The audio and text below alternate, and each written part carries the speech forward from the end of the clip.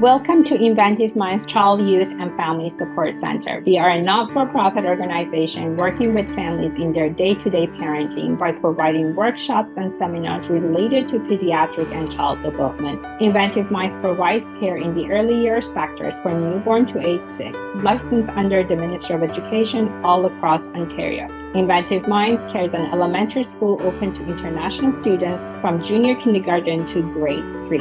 The Inventive Minds Family Center helps families in mediation, arbitration, and parent coordination cases related to family separation and divorce. We support families during and past separation and divorce. Inventive Minds works with court orders to conduct child voice report and parenting courses related to CAS, court, and mediation purposes.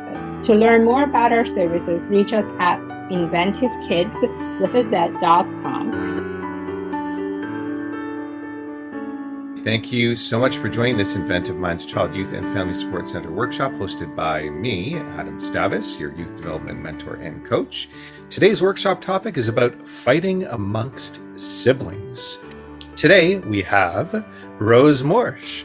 She has experience of over 20 years in child development and a bachelor's in child development, RECE, parent practitioner, and family mediator.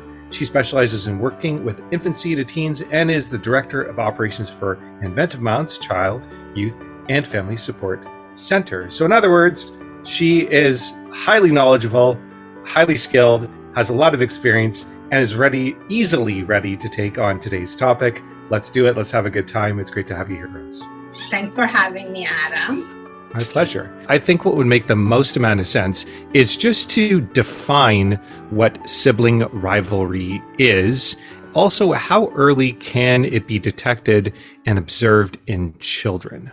Well, sibling rivalry, it's really when one child has difficulty expressing their emotions, where that emotion can be form of a rage through physical behavior, or it could be through emotional cues that happens in the house. It really varies about how early the rivalry can start in the home, and normally starts as early as senior infancy, which would be around 17 months. If there's a new baby born in the house, you can start seeing sibling rivalry through feeling of jealousy. I'm no longer wanted. The baby is more important than I am. So they're just hitting those emotions and they don't know where those emotions are coming from. But as they get older, it changes. It actually can be more over the toy, over how the parenting is taking place in the house, where sibling rivalry can take place.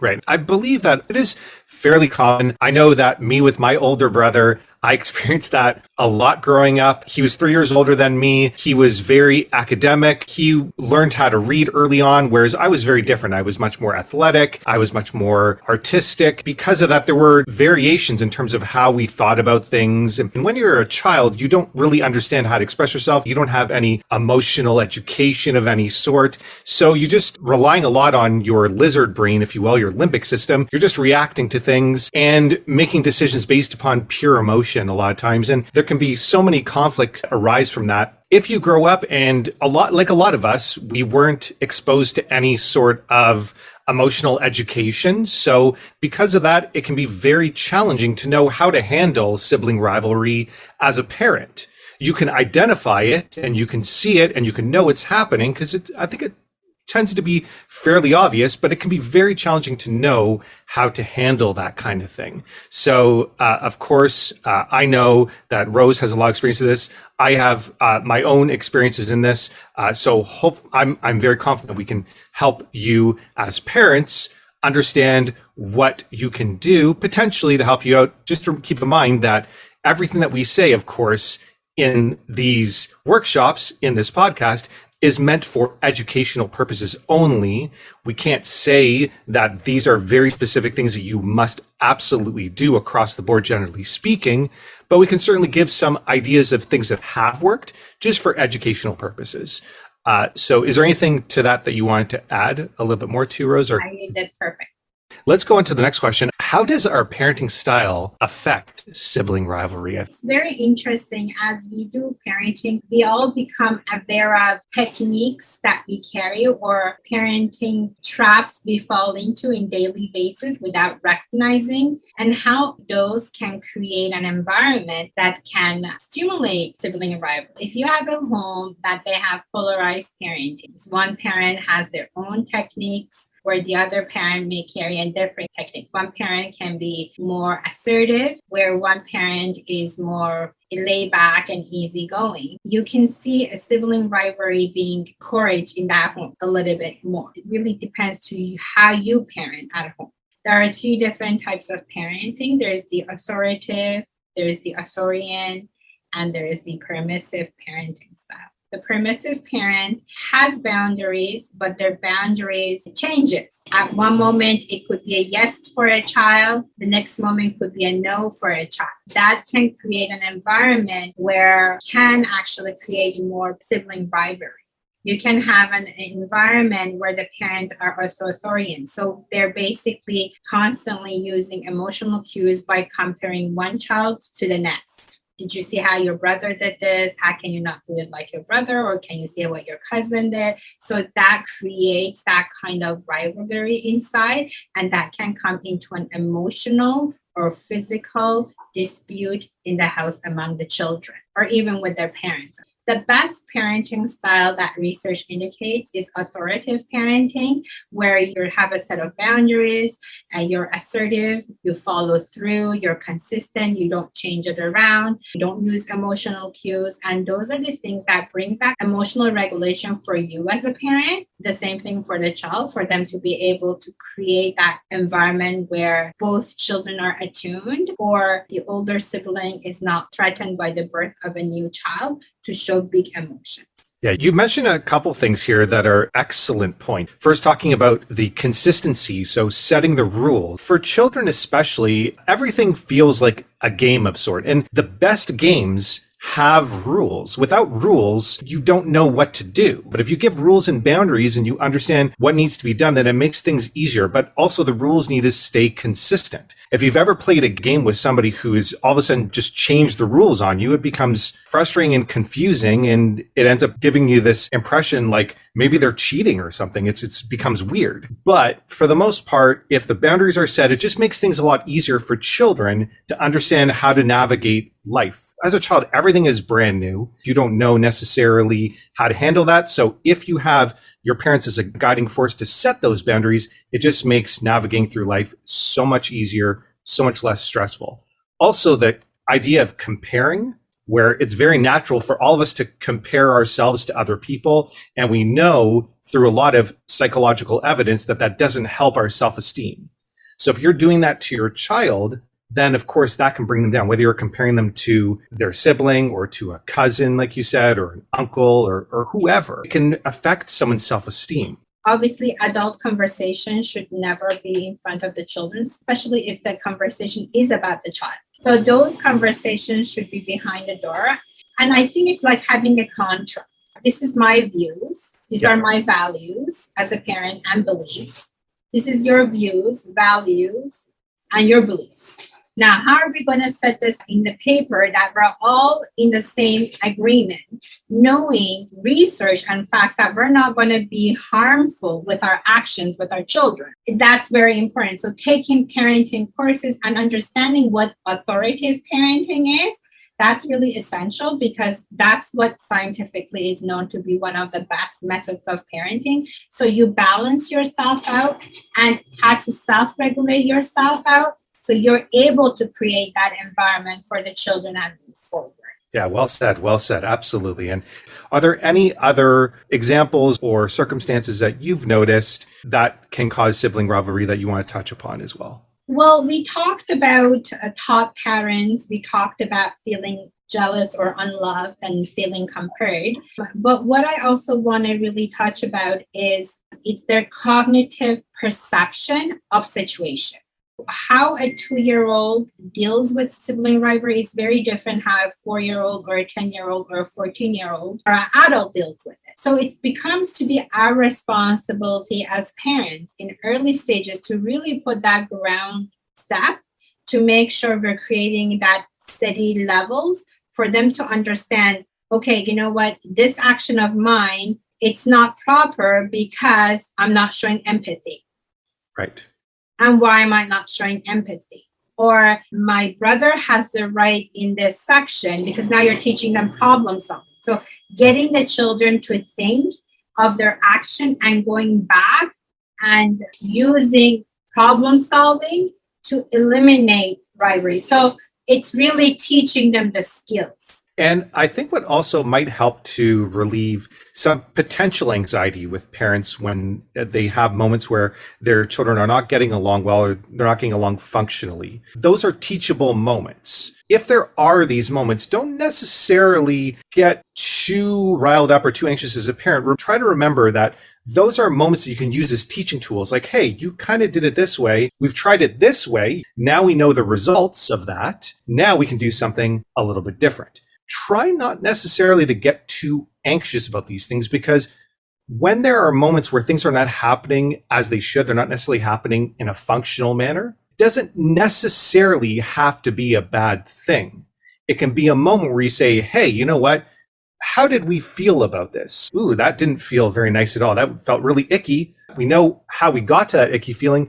What can we now do next time so we don't have to experience that icky feeling ever again? Again, these moments can be used as teaching tools rather than a complete detriment and catastrophe that is long-term and everlasting. Exactly. That is part of authoritative parenting, where there will be teachable moments, and that's where the problem solving comes in, because situations will happen among children that as a parent we do need to get involved. It's just how we deal with it. And if a situation happens, how to revise it and how to support it and how to watch for future incidents.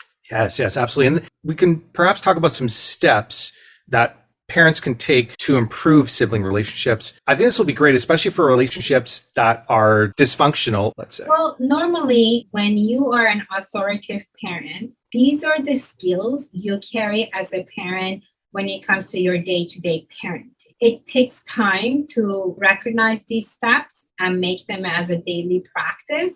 It's not impossible. It's just becoming more attuned emotionally and learning how to regulate your own emotion in order to be able to be more present in your child's life in their day-to-day parenting. And recognizing that at times, as parents, we do need to take a break from a situation, and we need to reflect on our own self-care to regulate before moving forward to help our children in their situation.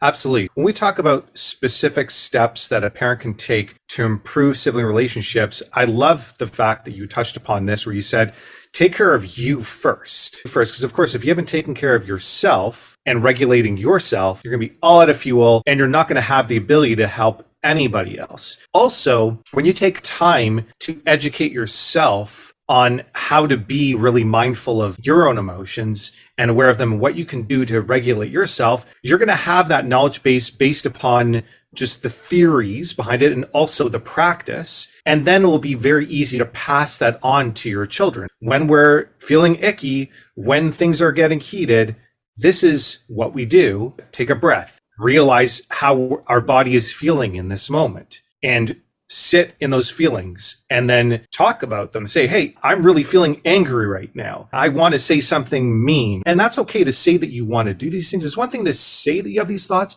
It's another thing to actually act upon them. And I believe that Rose would also agree that educating yourself on emotional awareness and emotional attunement and regulation is vitally important for yourself first and foremost, so you can help your children out. Thanks for that, Adam. Yeah. When it comes to taking steps for improving the sibling relationship, Obviously, if you have a newborn baby and you have a toddler, it's really important before even having the baby, having a little doll for your toddler or for your preschooler. So they're taking care of the doll like a baby. It's more play therapy. So they're learning about kindness, being soft with the child. So as a parent, you're not emotionally in red zone when they're going next to the baby. You're worried that they're going to hurt the child. They don't understand if I'm going to go pull the child's cheek, I'm going to hurt the child. They think by pulling the child's cheek, they're showing their affection. That's when parents become to be in red zone because they know it's danger. They start saying, don't do that to your baby sister or don't do that to your baby brother. So that begins to create feeling for the toddler or preschooler where they cannot identify where that feeling is coming from. So it's really important to create an environment where the child is experiencing safe play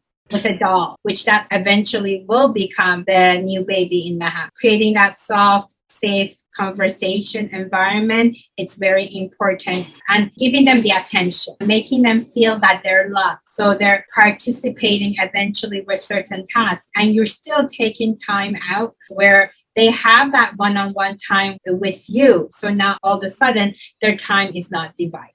Right. And another thing that can create that sibling rivalry is that normally when a new baby is born, that's when parents are thinking, oh, I'm going to put my other child to school now just to give me some time. No, you need to be doing those things at least 3-4 months before the baby is out. Right. So that detachment process from you is completed and there's that doll therapy or play therapy that you're doing before the birth of the newborn. Now, let's say you have a toddler and you have a preschooler and you have a sibling rivalry happening in the home. It becomes to that ground rules. And that's why taking the authoritative parenting course we offer at the Inventive Mind, it's essential because it actually teaches you about authoritative parenting. And once you start in becoming an authoritative parent and it becomes a daily practice, these things are naturally there for you. So it becomes like a snap of a finger. You know exactly what to do and how to do. You need to have ground rules in your home and you need to follow those ground rules. Each child should have time to play on their own and play together. That should be part of your set ground rules. So they're giving that opportunity to have their own personal space and shared space. And when they're having their separate time, that's the time you want to interact with each child and you want to be recognizing that children have voice. That makes sense. And respecting to hear their voices. Those are the teachable moments, Adam. That's when you start teaching them about problem solving. You start thinking them about what to think next. And that's perfect for a toddler or a preschooler, mostly a preschooler because they can verbalize it. With toddlers, you can start labeling emotions by showing pictures so they can express in their emotions. And then you start teaching them, okay, when you're feeling sad, this is what we can do. And then you give them a choice because they do have it. I've heard 4-year-olds that say, I feel invisible with my brother. Right. That's a huge word to hear from a 4-year-old, but they felt it. So what's happening in that home for a 4-year-old to feel that? It could have started early as toddlerhood. That's why our parenting becomes to be so important. Right? And also remember that feelings are neutral. Exactly. You felt something, you don't feel good about it, but it doesn't have to be a catastrophe or anything like that. When we talk about sibling rivalry, it's really throwing scenarios and trying to solve the scenarios as we move forward. Absolutely. I wanted to talk about how to handle sibling fighting. As a result of sibling rivalries, you'll see a lot of fighting, whether physical, emotional, psychological. Yeah. So first is our parenting and our emotional regulation. Then is the situation. So whenever there's a sibling rivalry, I always say to parents, take a step back and analyze. What was happening before the situation? Was it that one child didn't have their nap? One child didn't have their food? Was it that child didn't sleep well the night before, had a nightmare or a night terror? Or did something happen between you and that child before the incident? Or with the sister or brother, whatever the situation is? So what happened before? What happened during? And what did you do after? And that's the same thing you need to look at yourself. Are you looking at this in a red zone? Are you dealing with this in a blue zone? Because if you're dealing with this in a red zone, you're going to get a red flag coming in. If you're dealing in this in a blue zone, you're able to really resolve it and move forward and teach them. So it then becomes teachable. When you say blue and red, just for those that don't know, red is essentially heated because red is hot. Blue is colder, a little more cool and even. You're regulated. So regulated, red zone is when you're not regulated. Blue zone is when you're regulated. And So, when you're in a red zone, we're not able to mostly think, we're reacting. When you're in calm situation, you're not reacting, you're solving. yes. When a child is in that high level, you also need to teach them how to come to the blue level before you help them. Because an incident doesn't need to happen if you're following with the before situation. Not that it won't happen, because it will happen. It's human. So you can't say, I'm never going to have a sibling rivalry happen. No, but you can limit it and you can make it into a point where it can become something positive rather than something negative. And that's what we're talking about. Absolutely. Very well said. Can you give us some tips to cool things down when sibling fights break out? Some of that is by looking at all the emotions that are going with it. Is it from hunger? Where is this being triggered from? The way to help the child to regulate is by teaching them how to count from 10 to 1, where it helps you to cool down faster. And you want to teach them how to breathe in and out, and also using their hands as you're teaching them, going through the fingers and taking deep breaths in and out with each one. So those are some of the ways that you can help cool your child to take them from the red to the blue to deal with the situation. Now, let's say there's an argument, there's a fight. If it's a safety concern, it's really important that you remove one of the child from the environment. You don't want the other one to get hurt. You want to go to the child that was hurt first, make sure it's okay. But then you want to hear both kids' voices. You don't want to already assume that this person is at fault. This is why it's important to know what happened before to try to resolve the situation. Well, yeah, great points. We've talked about a lot of stuff today, a lot of stuff. And is there anything else that you want to make sure that you touched upon before we end up having to end our podcast and workshop today? I just want to say that one of the most important part of parenting is self-care. We started with self-care. We're going to end up with self-care. If we are not able to take care of ourselves, we won't be able to fully be able to support our children into their day-to-day parenting. So really taking that self-care of half an hour for yourself, whether that is having a cup of tea, doing something you enjoy, taking a half an hour walk, those are very crucial in order to be emotionally attuned, in order to create that attuned environment in your home with your children. Like we already said, if you haven't taken care of yourself effectively, you're not going to have the fuel to be able to help anybody else out.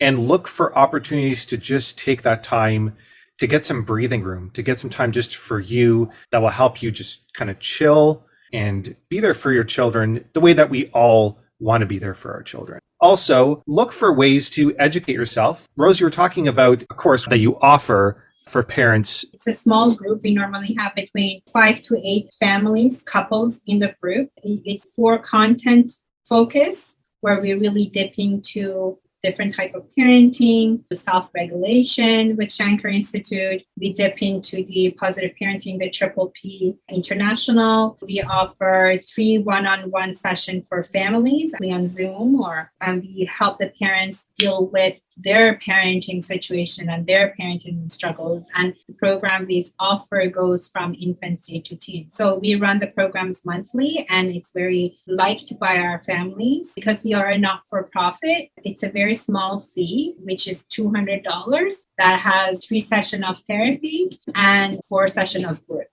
And that in amongst a lot of complementary programs as well. Yes. Yeah. So take advantage of those. That's a good thing about having kids when you're younger and older. You get to reparent ourselves and move forward. I have a 22-year-old myself, and even being a school principal, it's been definitely a journey of growth and learning. And I think learning never ends. Taking that initiative is wonderful. So I'm glad you're taking initiatives. Yeah. Thank you so much for all that information. So happy to have all of you listening in to this. Thank you so much for joining us today. Thank you for joining this Inventive Minds Child, Youth, and Family Support Center workshop. Do visit www.inventivekids, again with a Z and not an S, a Z.com, to learn about the many other workshops available coming up soon. You can connect with Inventive Minds via email at inventivekids, again with a Z, at gmail.com for any parenting challenges so their professional team can connect with you. Check out a replay of this and many of our other podcasts by searching Inventive Kids with a Z on YouTube and the Parent Toolbox on Spotify. Join the Parent Toolbox Facebook community group today by searching the Parent Toolbox on Facebook. Thank you, and we look forward to seeing you again soon. Thank you. Have a great day, everyone.